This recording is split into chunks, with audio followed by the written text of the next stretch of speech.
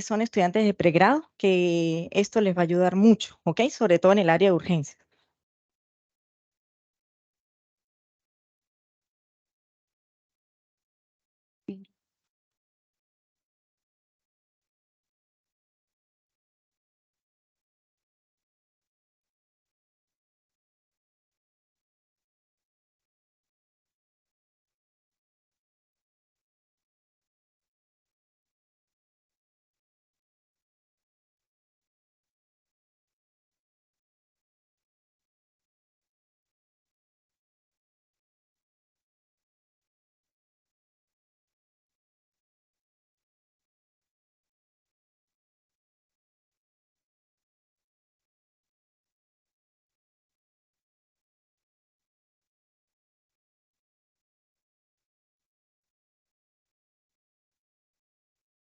Bueno, vamos a hablar sobre taponamiento cardíaco. Taponamiento cardíaco es un síndrome clínico y hemodinámico que representa una emergencia cuando nos llega un paciente con esta clínica en cualquier área de urgencia, ¿ok? Y que necesitamos diagnosticarlo adecuadamente para poder brindarle el tratamiento de forma urgente, ¿ok? Porque esto nos puede producir cambios hemodinámicos, a su vez que nos va a producir un shock circulatorio y nos puede producir parada y muerte del paciente. Ok, acá en esta gráfica vamos a tener de manera para recordar los cambios anatómicos a nivel del corazón.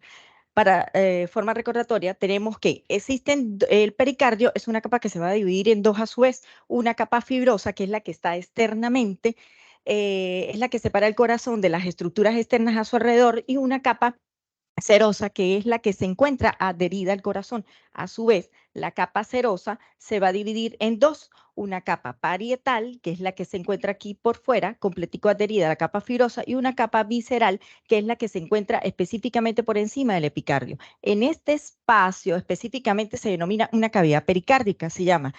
Normalmente va a haber una cantidad de fluido entre unos 10 a 50 ml. Eso es lo normal que puede haber, porque ese fluido va a actuar como una especie de lubricante para evitar los efectos de contragolpe con las estructuras vecinas del corazón, con las estructuras que están a su alrededor.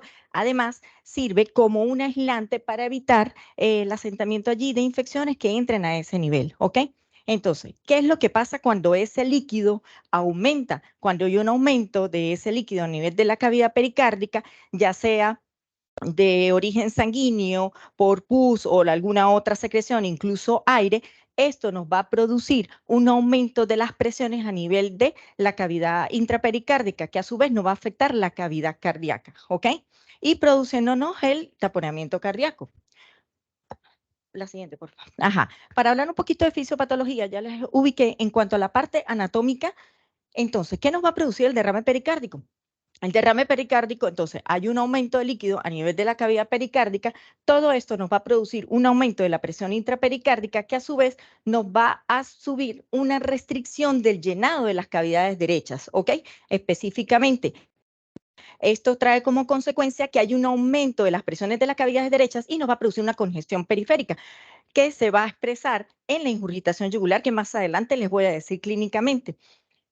Aunado a esa restricción de las cavidades derechas, nos va a producir un fenómeno que se llama interdependencia ventricular, que no es más que cuando se produce la inspiración, ¿ok? Durante la inspiración en el paciente, aquí tenemos localizado el derrame, entonces durante la expiración hay un incremento del retorno venoso. Este incremento del retorno venoso a nivel de las cavidades derechas nos va a producir un desplazamiento del tabique ventricular derecho hacia el ventricular izquierdo, produciendo así un incremento de lo que es el volumen, produciendo, perdón, un descenso de lo que es el volumen volumen latido, además el gasto cardíaco, produciéndonos lo que es la hipotensión arterial en la clínica del paciente. ¿Ok?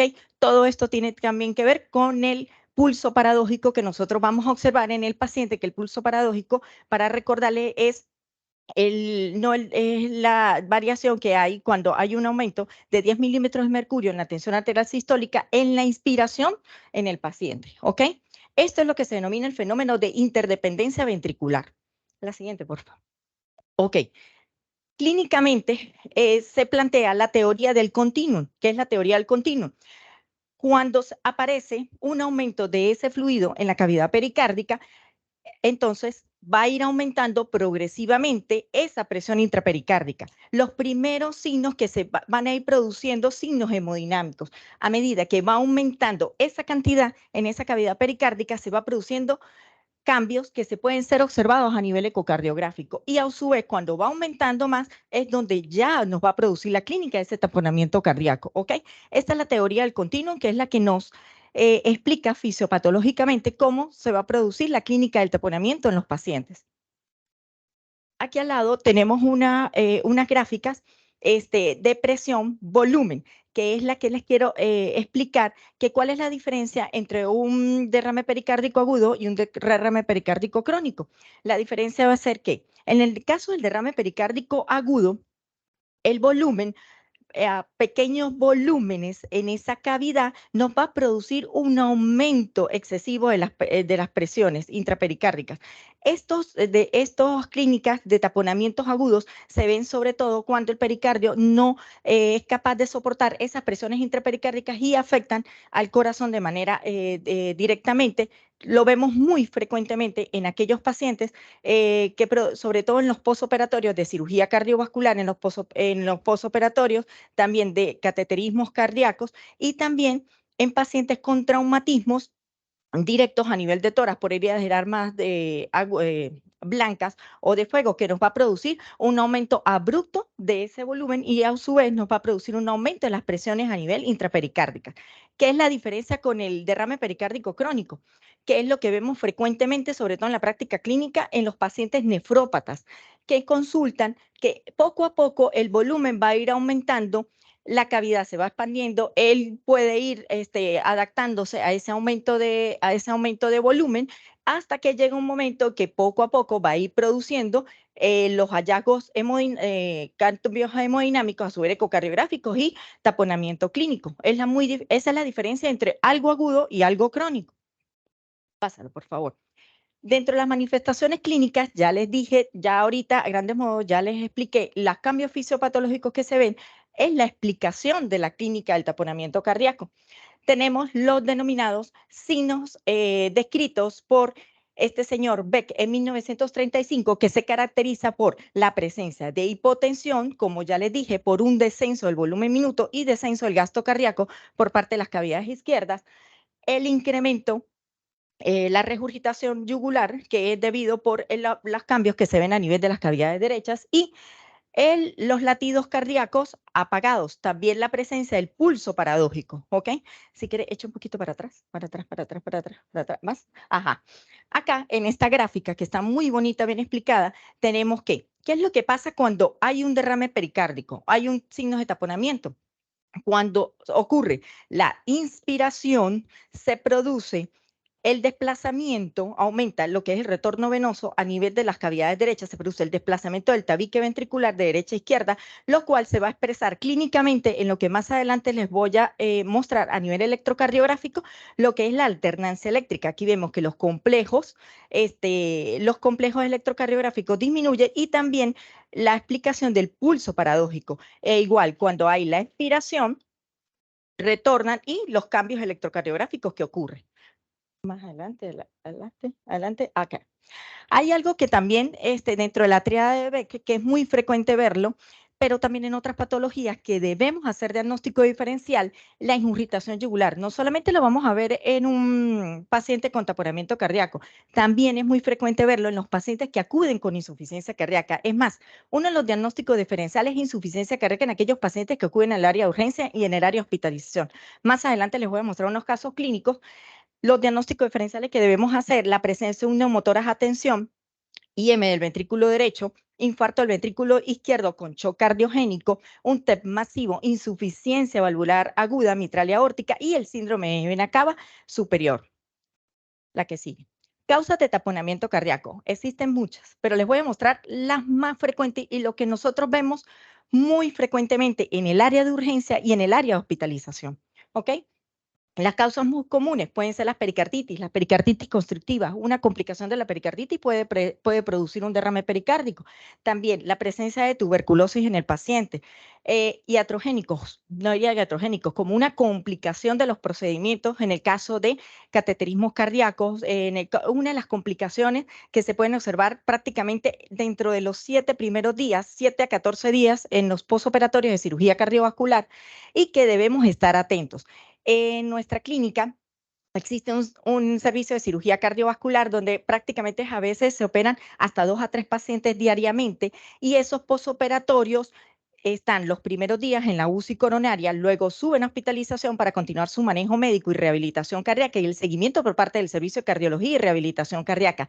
Y es indispensable que los médicos que se encuentran en el área de hospitalización sepan diagnosticar en el momento en que el paciente comienza a presentar hipotensión que no responde a líquidos, que presente la triada de Beck. Importante venirse a la mente y pensar en un taponamiento cardíaco, porque es una emergencia clínica y hemodinámica que debemos atender de emergencia, porque si no, el paciente puede perder la vida. ¿Ok?